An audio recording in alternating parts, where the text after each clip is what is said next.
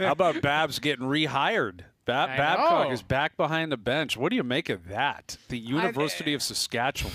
I think it's back where he started from. I think wants to be visible.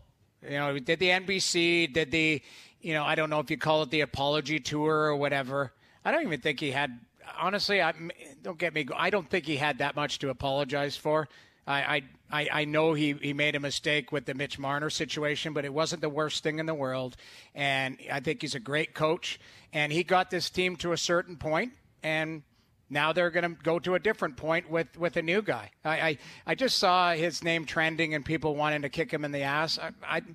I think you can't. His resume speaks for itself. Oh, he's a Hall of Fame coach. He's a winning coach. He's a Hall of Fame coach. And I don't quite understand. Like, I don't think this puts him more in the spotlight. I think he disappears. I mean, no one's following the University of Saskatchewan, with all due respect. CIS hockey is just not something on the radar. No, you're right. What I don't get is why he would take that job from like a young, aspiring coach. Yeah, that I don't get. He's working with somebody as a co-coach or something. I find it to be a bizarre move. Well, he was doing that with Todd Woodcroft down south. Todd Woodcroft was the assistant coach for Winnipeg last year. Took the job. I'm drawing a blank. Vermont, I think it's one of those. University of Vermont, and Babcock was helping out there. And that was the last story before he did for NBC.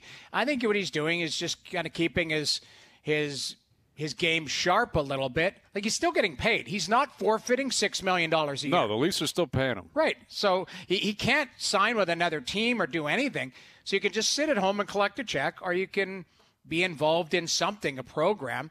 And sounds like he's gone home and be close to his family and his friends. Yeah, listen, if that's what it is, like it's a mentorship, I think there's a lot of value in that.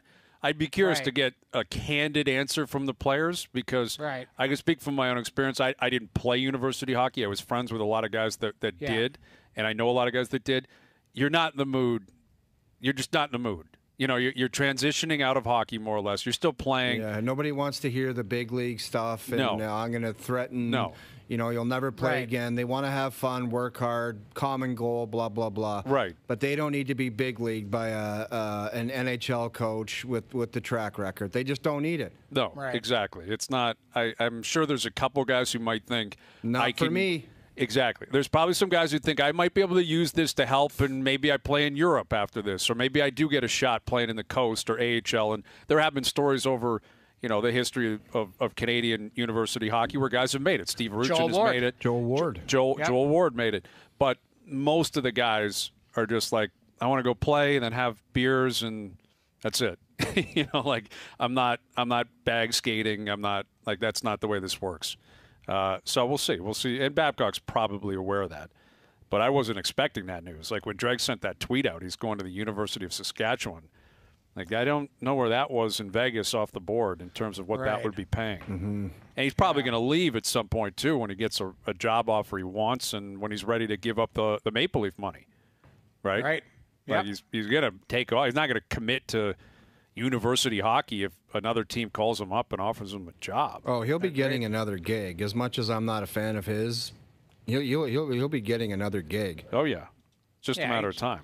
Well, and he's going to want to choose the right situation for him, too. Like, that's, at this age and all of that, like, he's going to want to choose a situation that fits Mike Babcock. Yeah. He'll be on the Lavi tour. He'll have a good situation with a good team. Lavi always seems to end up on a good team with a good base, and that's what happens when you're a good coach. They always want you. Yep, that's probably where it's going. I guess Mike Babcock was on the Rod Peterson show, and we know he's taking a new job at the University of Saskatchewan. And I'm just reading a transcript. We'll see if we can find the audio. But it reads to me as if, Babcock is trying to convince people that he is being treated poorly, or miscast. And there's a couple of quotes that stick out to me. One in particular, and maybe I'm misinterpreting this, but Babcock said on the Rod Peterson show earlier today, quote, "I always said to people when I went to Toronto, I got half my salary for coaching the team and half my salary for getting whacked." End quote. Now, I don't know if he means getting fired, like whacked as in I'm going to get fired. Whacked and I from know where? it. Detroit or Toronto? Toronto. If he means taking licks in Toronto, that's completely delusional. Like, this guy was given the red carpet treatment when he got here. No kidding. Was treated like a god. Yes, it went south at the end because the team was terrible. The players were sick of him. Yeah, the players were sick of him. That's the only problem. And if you think payback's a bitch is what happens, Brian. You talk to Johan Franzen in Detroit and ask him about Mike Babcock. Talk to Mike Tomlin. He doesn't go on Twitter and make all that nonsense up because he thinks it's funny. Just ask them. That's all you got to do. Yeah. Crying foul now. Give me a break. What a pain in the ass. Again, it's just revisionist history to for him to suggest, if that's what he's suggesting, that, Toronto was so tough on him. Yeah. He had it as easy. Dude, and he deserved the love. Every press conference, the media never questioned him once. Like, Babs, why'd you have John Belligoat? Yeah, why'd you have John Belligoat in the ice within the last 30? Nobody would ever ask him anything. No. Do you remember after the Game 7 loss against Boston, he stood up at that press conference and took blame for nothing? Well, then disappeared. Wouldn't take any more questions. Like, just got come up and on. left. It's just, if that's what he's claiming, and maybe I'm misinterpreting. We're going to get the audio if we can. We'll play it. But, listen, Babcock has been going on the PR tour here for a while. He worked with NBC. My understanding, just by reading the quotes here, is, he's trying to explain that he's a good guy, good person. He's been miscast or he's been mislabeled. And he took a lot of heat on the way out here from people in Toronto, from players in Toronto. The Mitch Marner story was an explosive one. Chelios has been talking about it forever. Johan Franzen, Mike Modano, you've referenced them all. We all have talked about him for quite some time. There are a bunch of players that don't love Mike Babcock and have been willing to voice their issues with him in the past. But I referenced the one quote that stood out to me, that half the money was for coaching, half the money was for getting whacked here in Toronto. If he means he had a tough time, I can't imagine anything being further from the truth. He was treated like a god when he got to Toronto. Dude, it was cruise control. He was never questioned about anything because he rolled in there and he started out, Brian, with the speech, there's going to be pain coming. And everybody, including everyone on our station, was like, oh, wow, there's pain coming. That means he's the best coach in the world and that there's going to be pain. So, because we referenced it all the time. Oh, he said there's pain coming. And we never asked him one tough question after that. Think about his whole tenure here. Did anyone except Cy in the playoffs saying, why was Patrick Marleau on the ice? Other than that, what the hell was asked of him that was anything difficult? Nothing. He was on our show a bunch of times. I remember we pushed him on ice time for Matthews. Like, that was towards the end of his tenure, I believe. And he came back and said, he was like, oh, well, you want to win or not? It's not about individual players. But the point is, it was never disrespectful, and I don't think anyone should be. I'm not saying any coach should have to deal with that. But if he is trying to frame this as, man, that's Toronto. Like, that's what they do. They just chew you up and, spit you out. That's just not true. Like, he deserved the criticism at the end because the team fell apart on his watch, and he couldn't figure it out. He deserved that. When the Marner story came out, of course people are going to be reacting to that. That's natural. That would happen in Anaheim or in Florida. Of course it's going to happen in Toronto. But what I hope he isn't planning on doing here is pretending as if Toronto, it's just too tough. Too tough. Like, how could I possibly? I thought he was bigger than that. I thought he was more than capable of dealing with it. And again, the first 3 or 4 years on the clock, he was praised, and he deserved a lot of it. They made the playoffs. Like, he did a very good job. He got the praise he deserved. He didn't get hammered on a daily basis in Toronto. And Hayes, when he got hammered, it was his own undoing. Like, you talk about a guy who was so stubborn. He didn't want to make any moves that weren't his own. If the advice from the people around him, even in the outside, he wasn't willing to listen to. You talk about the Matthews ice time. You talk about playing Matthews and Marner together. Right. Like, you think what about the kid Carlo that's on defense right now? Justin Hall didn't play him. Right? Yep. Like, and look what Justin Hall's turned into. But you think if maybe he would have taken away that stubbornness and played Matthews and Marner together, he might still be the coach of this team, because look how magical that combo has been. Mm-hmm. But here's where everything went bad for Mike Babcock. Game 1 of the season last year, when he decided to healthy scratch Jason Spezza. Okay? Because he said he's not a good enough penalty killer. Come on, you serious? That's a slap in the face. That was a slap in the face, and that was a complete Mike Babcock you-know-what move, but that wasn't the beginning of the end. Excuse me. I think guys hated him before that. Oh, for sure That was just another icing on the cake for him. Yeah, it was. But you're right. It was a moment that, of course, was going to lead to a reaction, right? Like, people noticed you just signed Jason Spezza. He's from here.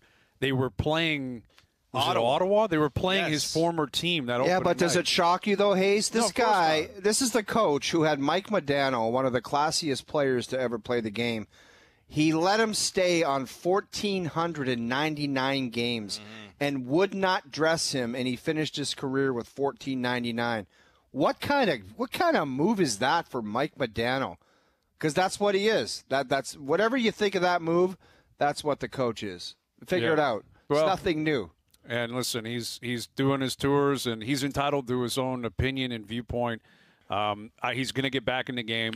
He's still a great coach. He's going to be a Hall of Fame coach. Dude, here's what it is, Brian. I got to tell you right now. This guy's used to walking around and everyone kissing his ass because he's Mike Babcock and he's the coach of Team Canada and he's smarter than everyone else. What's going on now is he's having a difficult time with people not seeing his greatness, as people calling him out for being a jerk and a bad coach and a bad guy. And he can't deal with people not kissing his ass and the respect he used to get. And the way he treated everyone prior is just not happening anymore because no one's going to let it. And he's having a tough time dealing with that. Yep. That's where it's at right now. I think that's 100% accurate. And we have the audio here. So this is Mike Babcock. He was on the Rod Peterson show and talking about, his own status, his own reputation, his time in Toronto. Let's hear it. When you're reaching out and you're trying to get things back, my oldest girl would always say to you, Dad, it's not what you say, it's your tone. And, we've all made mistakes in our life, and you have to own everything you've done wrong. And I think that's really important. But I also think your intention is so important. You can't have the wife I have and the kids I have and the family I have without being a good human being. I don't have any problem with that whatsoever. I always said to people when I went to Toronto, I got half my salary for coaching the team and half my salary for getting whacked. It's all part of what it is. The bottom line is I'm excited. I'm having a great life. Okay. Well, again, listen, he was the highest paid coach in the history of the game. He deserved that based on leverage. The Leafs were willing to pay it. He did a great job when he got here. His first few years on the job, he did an outstanding job behind the bench. It's just if he's trying to convince me or anyone else that he got treated poorly or people were too tough on him here in Toronto or trying to feed a narrative that has always been inaccurate, that Toronto is just the toughest town in the world for this hockey team. I resent that because it's just completely bogus. Here's the one thing about Mike Babcock. Carlo, think of how many times Mike Babcock has said, oh, yeah, that guy's a good man. He's a good man. He's a good man. He's a good man. He's a good man. How many times have you ever heard one person say that about Mike Babcock? How many times? I'll tell you the answer. It's zero. Yeah. I played for the guy in Detroit, and I've always said this to people. When it comes to coaching the game of hockey and understanding the game of hockey, he was one of the best. But you can't find many people that have good things to say about him. No, you can't. You won't either. Well, that's that for Mike Babcock. And listen, he's going to get back into the game. It's going to happen.